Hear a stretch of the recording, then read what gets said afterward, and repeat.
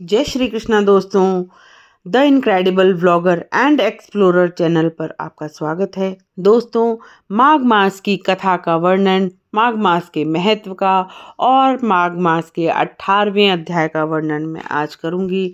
आप मेरे चैनल पर अंत तक बने रहें और इसी तरह मेरे उत्साह को बढ़ाते रहें। दोस्तों, आपने अगर मेरे चैनल को अभी तक सब्सक्राइब नहीं किया है तो सबसे पहले सब्सक्राइब कर लें और बेल आइकन ज़रूर दबा दें, ताकि मेरी कोई भी वीडियो आए तो सबसे पहले आपको उसका नोटिफिकेशन मिले। दोस्तों, चैनल को लाइक भी करें, शेयर करें और सब्सक्राइब करें, ताकि सभी लोगों को, बहुत से जो भी इस तरह की कथाओं का वर्णन करना सुनना चाहते हैं, उनको इस कथा का और इस श्रवण का लाभ मिल सके। भगवान श्री हरि आप पर, सभी पर इसी तरह कृपा बनाए रखें। दोस्तों, अब मैं आपको माघ मास के महत्व का वर्णन करती हूँ। माघ मास में किस तरह से हमें स्नान दान करना चाहिए, किस तरह से नहीं करना चाहिए, क्या करना चाहिए और क्या नहीं करना चाहिए, इसका महत्व मैं आज आपको बताऊंगी। दोस्तों, बहुत ही ध्यान से आप लोग सुने। पद्म पुराण के उत्तरखंड में माघ मास के महत्व का वर्णन करते हुए कहा गया है कि व्रत, दान व तपस्या से भी भगवान श्री हरि उतनी प्रसन्नता नहीं होती जितनी माघ मास के ब्रह्म मुहूर्त में उठकर स्नान मात्र से होती है। अतः सभी पापों से मुक्ति व भगवान की प्रीति प्राप्त करने के लिए प्रत्येक मनुष्य को माघ स्नान व्रत करना चाहिए। इसका प्रारंभ पौष की पूर्णिमा से होता है। माघ मास की ऐसी विशेषता है कि इसमें जहाँ कहीं भी जल हो वह गंगा जल के समान होता है। इस मास की प्रत्येक तिथि पर्व है। इस मास में स्नान, दान, उपवास, भगवत पूजा अत्यंत फलदायी है। पूरा माघ मास ही पर्व समान माना गया है। इस मास का ऐसा प्रभाव है कि धरती पर कहीं भी साफ जल गंगा जल की नाई पवित्र हितकारी होता है। पद्म पुराण में लिखा है कि सतयुग में तपस्या को, त्रेता में ज्ञान को, द्वापर में भगवान के पूजन को और कलयुग में दान को उत्तम माना गया है। परंतु माघ का स्नान तो सभी युगों में श्रेष्ठ समझा गया है।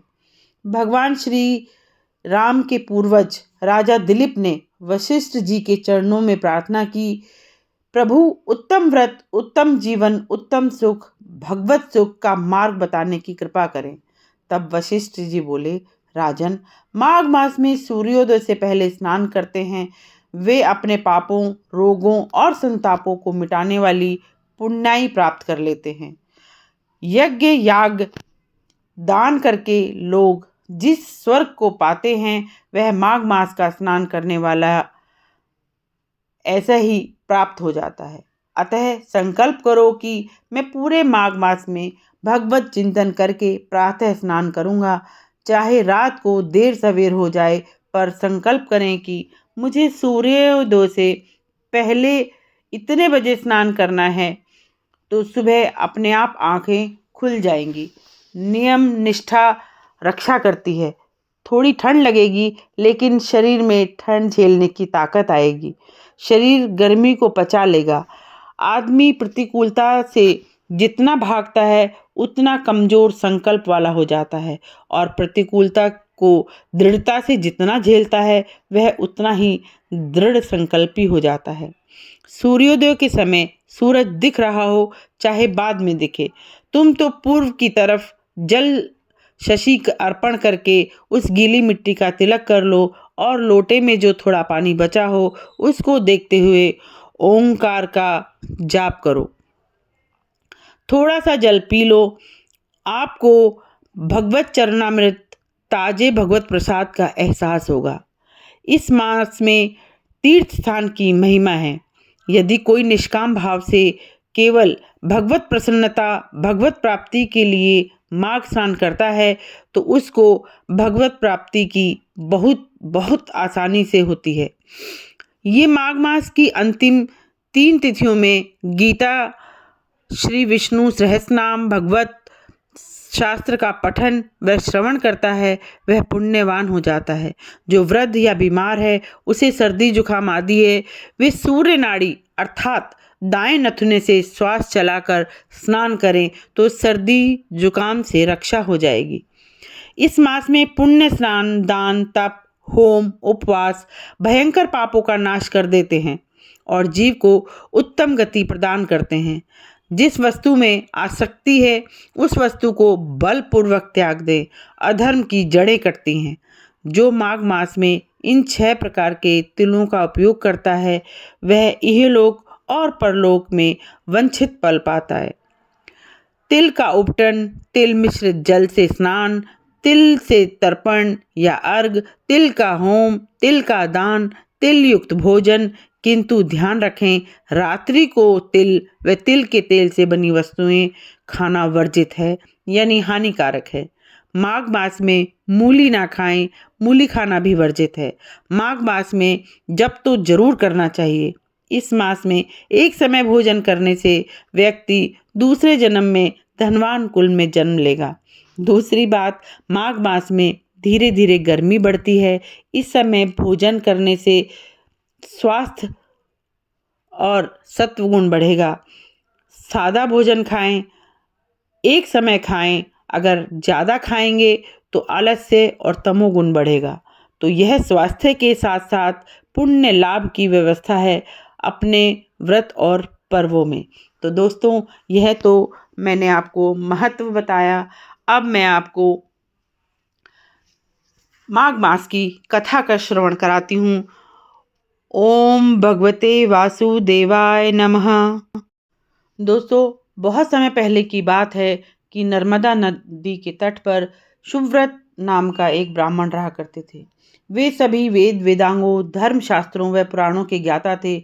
उन्हें कई देशों की भाषाएं व लिपियों का ज्ञान था, लेकिन फिर भी उन्होंने अपने ज्ञान का उपयोग कभी धर्म के लिए नहीं किया, बल्कि धन कमाने में लगे रहे। जब सुव्रत जी बूढ़े हो गए तब उन्हें याद आया कि मैंने धन तो बहुत कमाया, लेकिन परलोक सुधारने के लिए कोई काम नहीं किया। यह सोचकर वह पश्चाताप करने लगे। उसी रात चोरों ने उनके धन को चुरा लिया, लेकिन सुव्रत को इसका कोई दुख नहीं हुआ, क्योंकि वे परमात्मा को प्राप्त करने का उपाय सोच रहे थे। तभी सुव्रत को एक श्लोक याद आया, माघे निमग्ना सलिल सुशीते विमुक्त पापा स्त्रीदिवम प्रायांति। इसके बाद सुव्रत ने माघ स्नान करके अपना संकल्प पूरा करने का दृढ़ निश्चय किया। 9 दिनों तक प्रातः नर्मदा के जल में स्नान किया। 10वें दिन उन्होंने अपना शरीर त्याग दिया। सुव्रत के जीवन भर कोई भी अच्छा काम न करने से, लेकिन माघ मास के स्नान करके पश्चाताप करने से उनका मन निर्मल हो चुका था। अब उन्हें जब प्राण त्यागे तो उन्हें दिव्य विमान आया और वे उसमें बैठकर स्वर्गलोक चले गए। तो यह माघ मास की कथा आपको स्कंद पुराण के रेवा खंड में इसका वर्णन मिलता है। अब मैं आपसे 18वें अध्याय का वर्णन करूंगी। आप मेरे चैनल पर अंत तक बने रहें और कथा का और मेरे 18वें अध्याय का श्रवण करते रहें। दोस्तों, अब मैं 18वें अध्याय का श्रवण शुरू करती हूँ। ओम भगवते वासुदेवाय नमः। श्री वशिष्ठ ऋषि कहने लगे कि हे राजन, मैंने दत्तात्रेय जी द्वारा कहा, माघ मास का महत्व कहा। अब माघ मास के स्नान का फल सुनो। हे परंतप, माघ स्नान सब यज्ञों, व्रतों और तपों को फल देने वाला है। माघ मास में स्नान करने वाले स्वयं तो स्वर्ग जाते ही हैं, उनके माता पिता दोनों के कुलों को भी स्वर्ग प्राप्त होता है। जो माघ मास में सूर्योदय से के समय नदी आदि में स्नान करता है, उसके माता पिता 7 कुलों की पीढ़ी स्वर्ग को प्राप्त होती है। माघ मास में स्नान करने वाले दुराचारी और कुकर्मी मनुष्य भी पापों से मुक्त हो जाते हैं और इस माह में हरि का पूजन करने वाले पाप समुदाय से छूटकर भगवान के सदृश शरीर वाले हो जाते हैं। यदि कोई आलस में भी माघ में स्नान करता है, उसके भी सब पाप नष्ट हो जाते हैं। जैसे गंधर्व कन्याएं राजा के श्राप से भयंकर कल को भोगती हुई लोमेश ऋषि के वचन में माघ में स्नान करने से पापों से छूट गई। यह वार्ता सुनकर राजा दिलीप विनय से पूछने लगा कि गुरुदेव, ये कन्याएं किसकी थीं? उनको कब और कैसे श्राप मिला? उनके नाम क्या थे? ऋषि वाक्य से कैसे श्राप मुक्त हुई और उन्होंने कहाँ पर स्नान किया? आप विस्तार पूर्वक सब कथा कहिए। वशिष्ठ जी कहने लगे कि हे राजा, जैसे अग्नि से स्वयं अग्नि उत्पन्न होती है, वैसे ही यह कथा धर्म और संतान उत्पन्न करती है। हे राजन, सुख संगीत नामक गंधर्व की कन्या का नाम विमोहिनी था। सुशीला तथा स्वर की देवी सुंबरा, चंद्रकांता की सुतारा तथा सुप्रभा की कन्या चंद्रका, ये 5 सब समान आयु वाली, चंद्रमा के समान कांति वाली और सुंदर थी। जैसे रात्रि को चंद्रमा शोभायमान होता है, वैसे ही पुष्प की कलियों के समान खिली हुई यह अप्सराएं थीं। ऊंचे पयोधर वाली पद्मिनी, वैशाख मास की कामनी, यौवन दिखाई हुई नवीन पत्तों वाली लता के सदृश गोरे रंग, सोने के सदृश चमकती हुई और सोने के अलंकारों से सुशोभित, सुंदर वस्त्र धारण किए हुए, अनेक प्रकार के गाने और वीणा अथवा बांसुरी तथा दूसरे बाजे बजाने में प्रवीण और ताल, स्वर तथा नृत्य कला में निपुण थी। इस समय कौतुकवश माघ मास में एक वन में दूसरे वन में विचरती हुई मंदिर के पुष्प तोड़कर सरोवर पर गौरी पूजा के लिए गई। स्वच्छ जल के सरोवर में स्नान करके वस्त्र धारण कर मौन हो बालू मिट्टी की गौरी बनाकर चंदन, कपूर, कुमकुम और सुंदर कमलों से उपचार सहित पूजा करके ये 5 कन्याएं ताल नृत्य करने लगी। फिर ऊंचे गांधार स्वर में सुंदर गीत गाने लगी। जब ये कन्याएं नाचने गाने में लीन थी, उस समय अच्छोद नामक उत्तम तीर्थ में देवनिधि नाम के मुनि के पुत्र अग्नि ऋषि स्नान को गए। वह युवा ऋषि सुंदर मुख, कमल सदृश नयन, विशाल छाती, सुंदर भुजाओं वाला दूसरे कामदेव के समान था। शिखा सहित दंड लिए, मृग चर्म ओढ़े, यज्ञोपवीत धारण किए हुए था। उसको देखकर 5 कन्याएं मुग्ध हो गई।